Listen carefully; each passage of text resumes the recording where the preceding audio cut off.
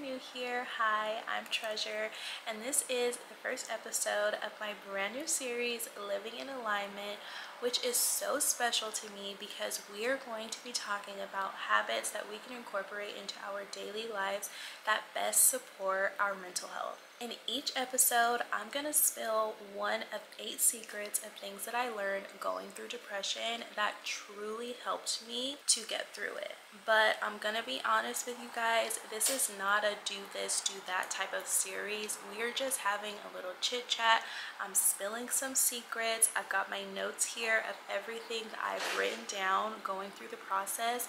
Got our cup of coffee. So today we're going to be talking about how to align your mental health with your daily routine, which has been so important for me, especially as one of the very first steps to get myself back into a routine, but making sure that I'm incorporating mental health into that, because it is not something that I instinctively did when I was creating routines for myself in the past. I was not a routine girl in the past, pre-depression. I was kind of a just go with the flow, didn't really plan things out, and going through depression, it definitely transformed me to become a routine based and much more of a planner than I used to be, which is why I now understand the importance of having a routine, but not just a routine, but a routine that supports my mental health at the same time. So when I'm talking about aligning your routine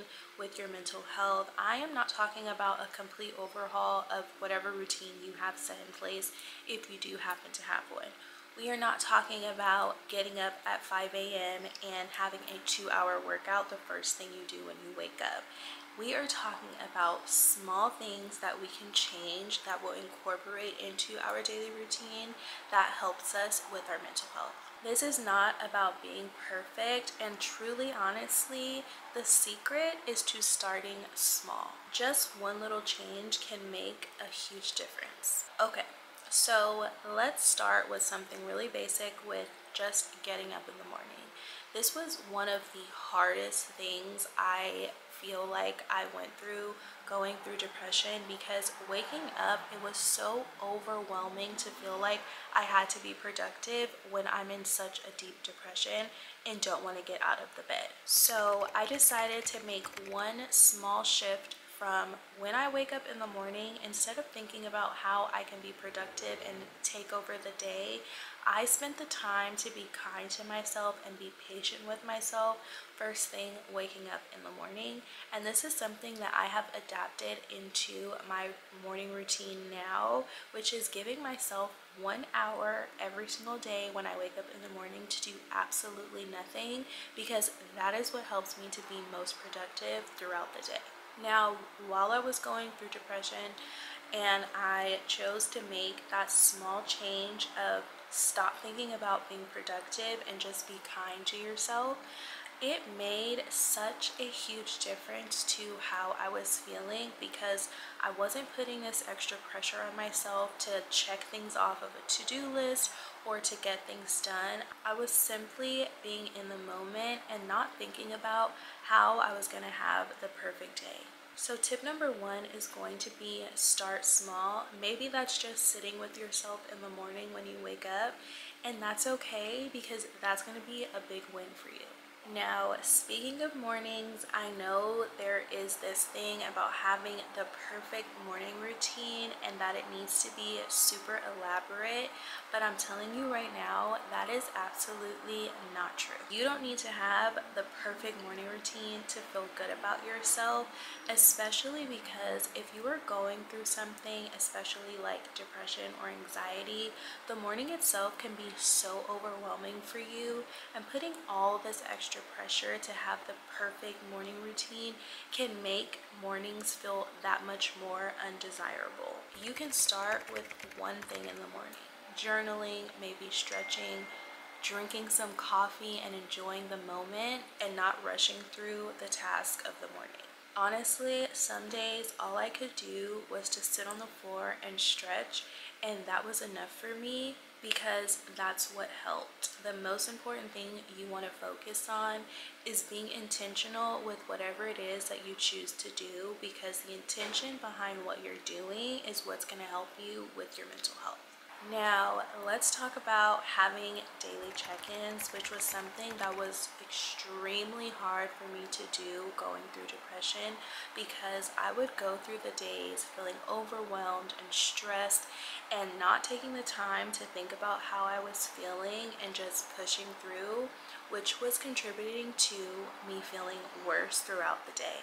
But something I've learned after experiencing that is the importance of pausing for a moment, checking in with yourself, and allowing yourself to have a minute to regroup. The problem is we go through our days feeling like we just don't have enough time in the day, and it's forcing us to just speed through everything. And with that habit, it's not really good for our mental health, even though we've adapted it to push ourselves through.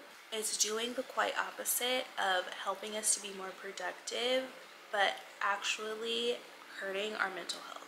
For example, now I make it a point for me to step away from whatever it is that I'm doing for the day.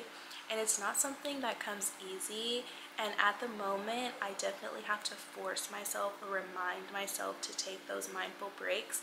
But it is so important and crucial for your mental health to take a moment to step away from the laptop, close it, get up, go for a walk, take a sip of water, something that pulls you away from whatever task it is that you're doing, to give yourself that break that you actually need, whether you realize it or not. Now, while I was depressed, can't lie, it wasn't like I was getting up and going for a walk and moving around.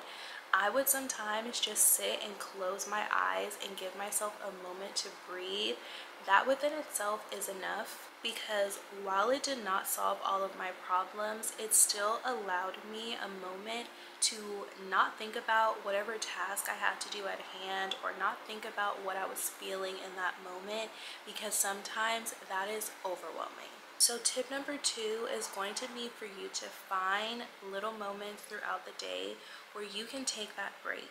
If it's while you're making your lunch, if it's while you're making copies at work, if it is while you are driving and you're at the stoplight, take a moment to close your eyes and breathe, because it will reset you. Now, the evening is where I made the biggest shift in my daily routine, because prior to depression, I would just end my day with laying out on the bed and falling asleep.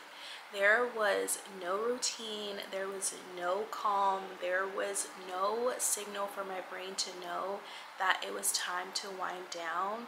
It was just, I had a long day, I'm tired, straight to sleep. This is not good for your mental health. You actually need a moment to calm your mind, and for your mind to know the shift between a work day and now it is time for you to get ready for bed. Now, while I did adapt a night routine, it wasn't anything that was super elaborate, like meditating for an hour. Sometimes it was simply journaling for 10 minutes about my day, however I was feeling, whether it was good or bad. But taking the time for me to decompress and allow my brain a moment to relax before going straight to sleep helped me to be a little bit less anxious when I woke up in the morning.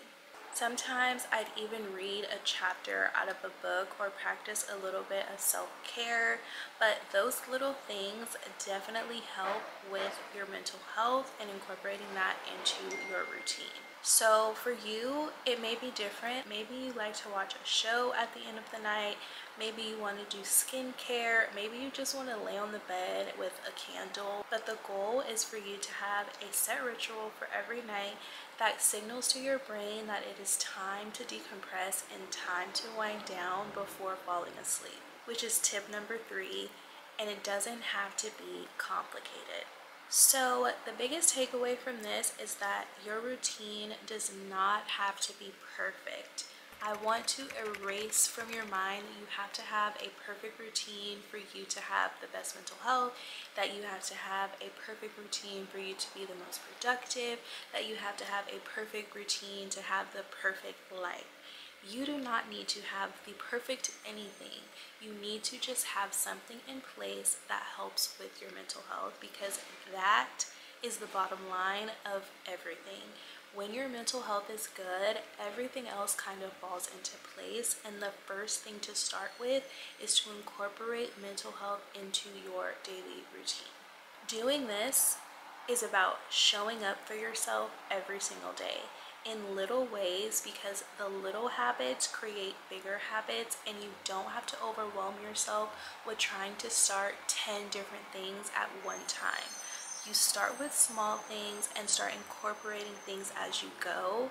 Before you know it, you will be set into a routine that is better for your mental health, and you don't have to feel overwhelmed in the process of doing all of these different things. Now, I hope that these tips have helped you understand how you can align your mental health with your daily routine. And at the end of the day, remember that you are doing enough, because even by watching this video, you are already on the right path to bettering your mental health, babe. Okay, that is the end of this episode, and I will see you in the next episode where we are going to talk about work-life balance with mental health, because believe me, that is a whole other story. Let me know in the comments how you are going to start to make small shifts in your daily routine to better support your mental health. And don't forget to hit that subscribe button for more mental health content, because I am so excited to be having in these chats with you. Love you, babe.